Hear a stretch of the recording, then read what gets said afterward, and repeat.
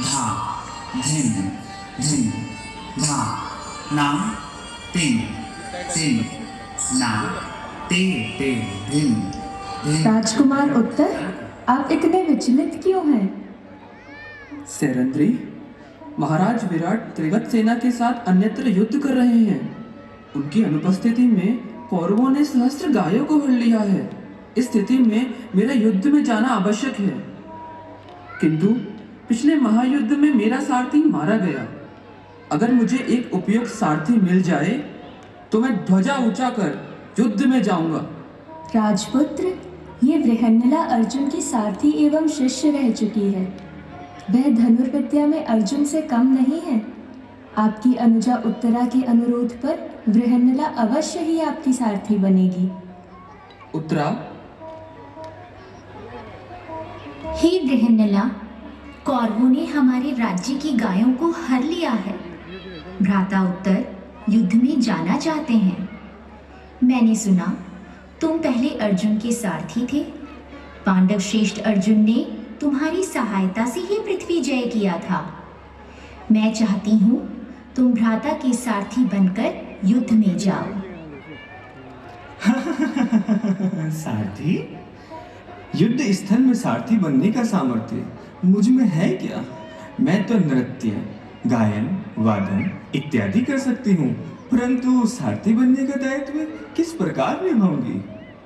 तुम गायक, वादक, नर्तक जो भी हो, अभी शीघ्र आओ और मेरे रथ का संचालन करो। वृहन्नला, तुम रणभूमि में युद्ध करने आए भीष्म, द्रोणादि पर विजय प्राप्त करके हमारी गुड़ियों के लिए अनेक प्रकार के सूक्ष्म व कोमल वस्त्र लाना। हाँ, लाना।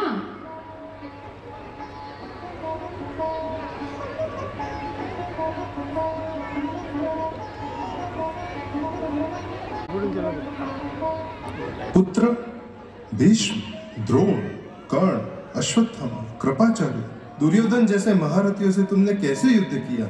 उन्हें पराजित करके तुमने गायों का ऐसे उद्धार किया है जैसे शार्दुल के मुख से मांस छीन लाए हो। महाराज, मैंने गोधन उद्धार नहीं किया, शत्रु जय भी नहीं किया। यह श्यामवर्ण सिंह स्कंद गजेंद्रगामी युवक, जिसे हम वृहन्नला के नाम से जानते हैं, यही महाधनुर्धर अर्जुन है। इन्होंने ही भीष्मादि छह रथियों को पराजित कर गोधन उद्धार किया। मैं अर्जुन को अपनी कन्या दान करूंगा। सब्यसाची धनंजय उत्तरा को ग्रहण करे। महाराज, मैं आपकी पुत्री को पुत्रवधू के रूप में स्वीकार करता हूँ। यह संबंध दोनों वंशों के लिए योग्य रहेंगे। उत्तरा मुझे अपने पिता एवं गुरु के रूप में देखती है। मेरा पुत्र महाबाहु अभिमन्यु, कृष्ण का भागिनय, देव बालक जैसा रूपवान एवं सर्व अस्त्र विशारद है। इनका विवाह उत्तरा के साथ हो।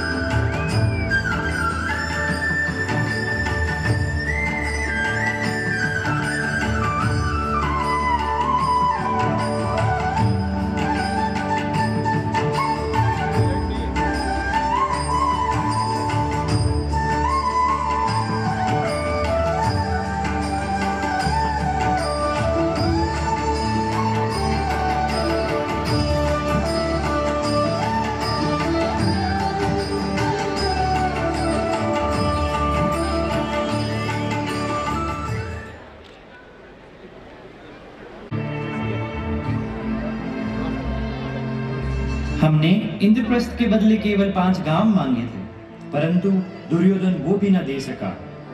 जनार्दन, तुम्हारा जैसा हमारा शुभचिंतक दूसरा और कोई नहीं। संधि के अंतिम प्रयास के लिए आप कौरव सभा में जाएं। मधुसूदन, तुम इस प्रकार बात करना कि शांति हो, युद्ध का भय मत दिखाना। हमें दीनता स्वीकार है, परंतु भरतवंश का विनाश नहीं। वासुदेव, मैं इस बात से अनजान नहीं कि यह शांति प्रस्ताव सरल नहीं होगा, किंतु फिर भी तुम संधि के लिए सम्यक प्रयास करना। कितनी आश्चर्य की बात है कि जब युद्ध सम्मुख है तो युद्धकामी का हृदय युद्ध विमुख हो गया।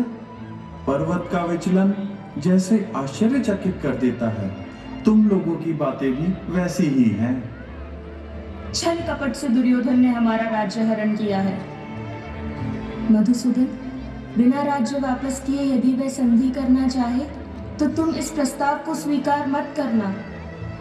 कृष्ण, यज्ञ की अग्नि से मेरा जन्म, महाराज द्रुपद की कन्या हूं मैं, धृष्टद्युम्न की भगिनी, तुम्हारी प्रिय सखी, कुरुकुल की कुलवधू, 5 पांडवों की महिषी। तुम लोगों के जीवित होते हुए भी युद्ध सभा में पांडवों के समक्ष मैं अपमानित हुई। धिक्कार है अर्जुन के गांडीवधारी होने पर, धिक्कार है भीमसेन के बल पर, जो दुर्योधन पल भर भी जीवित है।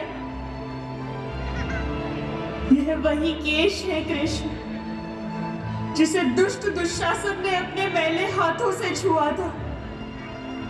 तुम जब संधि की बात करो तो मेरे ये खुले केश याद रखना। यदि गदाधारी भीम और गांडीवधारी अर्जुन संधि करना चाहते हैं तो वो अवश्य ही अपने स्वाभिमान से मूल्य चुका दे। मेरे अपमान के प्रतिशोध के लिए युद्ध करेंगे मेरे भाई, मेरे वृद्ध पिता, मेरे 5 पुत्र और मेरा अभिमन्यु। जब तक उस दुष्ट दुशासन की छिन्न भुजाएं रणभूमि की धूल में मिली हुई ना देख लूं, तब तक मेरा हृदय कैसे शांत होगा मधुसूदन? रो मत कृष्णे, तुम जिनके ऊपर रुष्ट हुई हो, अवश्य ही उन कौरवों का विनाश होगा। अगर उन्होंने मेरा प्रस्ताव नहीं माना तो रणभूमि उनके शवों से भर जाएगी। उनकी स्त्रियां अपनी स्वामी, पुत्र, भाई, बंधु सभी को खोकर रोएंगी। यदि हिमालय भी विचलित हो जाए, धरती भी विदीर्ण हो जाए, यदि नक्षत्र समेत आकाश भी पृथ्वी पर आ जाए, तथापि मेरे वाक्य व्यर्थ नहीं जाएंगे। तुम अश्रु पोंछ लो कृष्णे, मैं तुम्हारा सम्मान रखूंगा।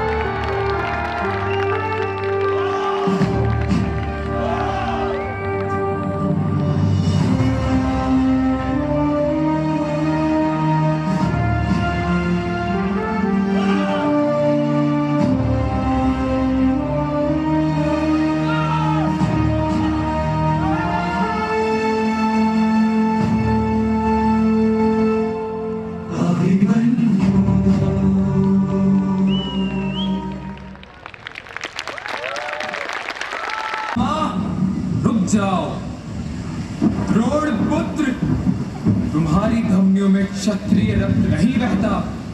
तुम युद्ध के मैदान से भाग गए और रात के अंधेरे में द्रौपदी के पंच निहत्थे पुत्रों की हत्या की। पापी, अब तुम्हारी मृत्यु मेरे हाथों निश्चित है अश्वत्थामा। इस ब्रह्मशील अस्त्र से पांडवों का विनाश हो, सभी का मंगल हो, अस्त्र से अस्त्र निवारित हो। रुक जाओ शूरवीरों, आज तक किसी भी महारथी ने ब्रह्मास्त्र का प्रयोग मानव जाति पर नहीं किया। यह किसी महाप्रलय का संकेत है। पृथ्वी ध्वंस हो जाएगा। यह मेरा आदेश है कि तुम दोनों इसी मुहूर्त अपने अस्त्रों का प्रत्याहार करो। व्यासदेव, अश्वत्थामा के अस्त्र निवारण हेतु मैंने इस अस्त्र का प्रयोग किया था। मैं इस अस्त्र का प्रतिसंहार करता हूं।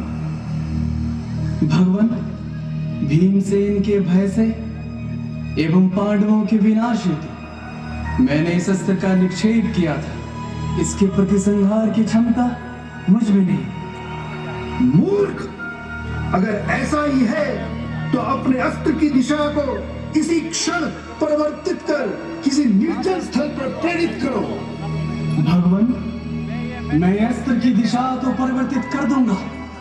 पंच पांडव भी सुरक्षित रहेंगे, किंतु उत्तरा के घर में पल रहा ये पांडवों का भविष्य मेरे इस अस्त्र के प्रयोग से अवश्य ही नष्ट होगा। अश्वत्थामा! काल के इस निर्णय को कौन बदल सकता है? अतः अब ऐसा ही हो। नराधम, गर्भस्थ शिशु हत्या के लिए तुम्हें आजीवन दंड मिलेगा। तुम्हारी समस्त शक्ति का आधार, तुम्हारी मस्तक मणि तुमसे छीन ली जाएगी। मैं तुम्हें श्राप देता हूं अश्वत्थामा।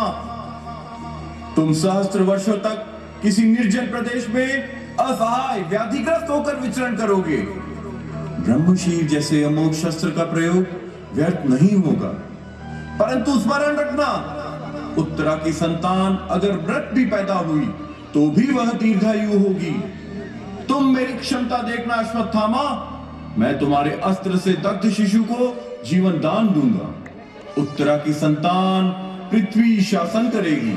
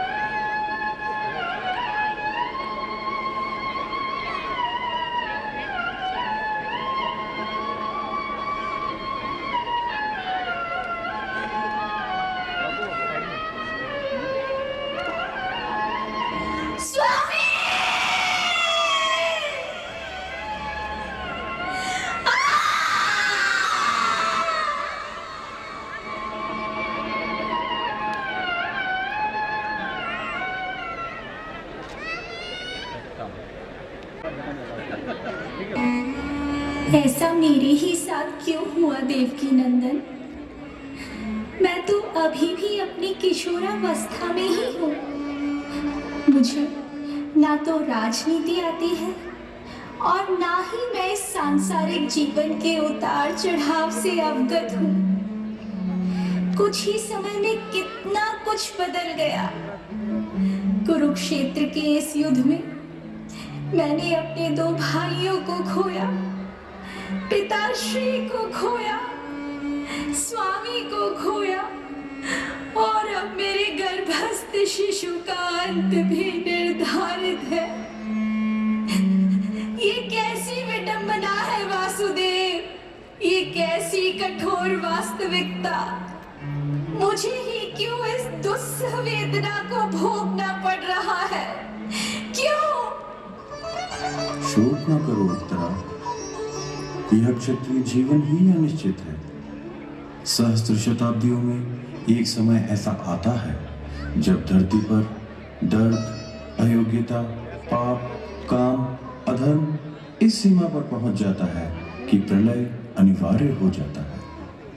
यह युद्ध तो धर्म और अधर्म का युद्ध है। इससे कोई भी अछूता नहीं रह सकता, तुम भी नहीं। इतिहास ने तुम्हें चुना है उत्तरा। तुम वीर अभिमन्यु की भार्या हो, सभ्यसाची अर्जुन की पुत्रवधू। पांडव कुल की आने वाली पीढ़ी जब संपूर्ण विध्वंस के सम्मुख है, तब भरत वंश का उत्तराधिकार तुम्हारे द्वारा ही इस धरती पर रह जाएगा। इतिहास की ये पुकार सुनो उत्तरा।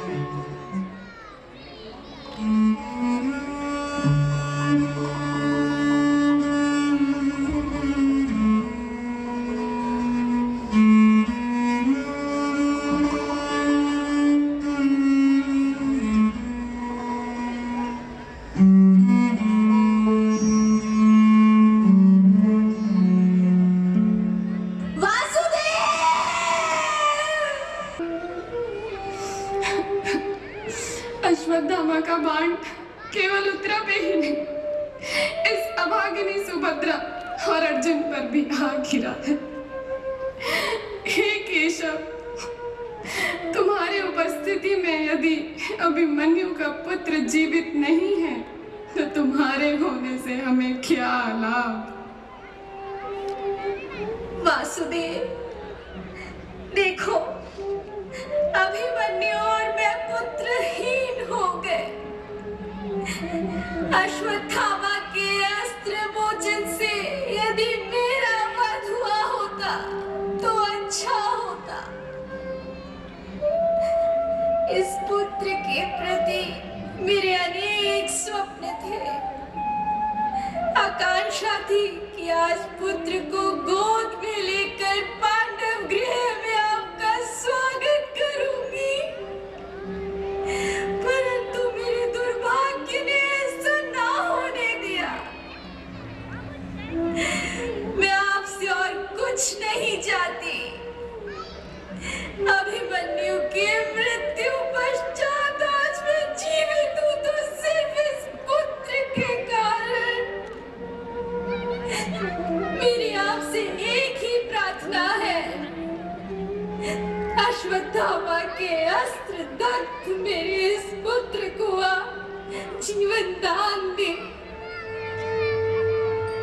उत्तरा, मेरे वचन मिथ्या नहीं जाएंगे। मैं सभी के सम्मुख इस बालक को जीवन दान दूंगा। यदि मेरे तप में सामर्थ्य है, यदि मैं सत्य और धर्म में सदा सर्वथा प्रतिष्ठित रहा, तो अभिमन्यु का यह पुत्र जीवित हो।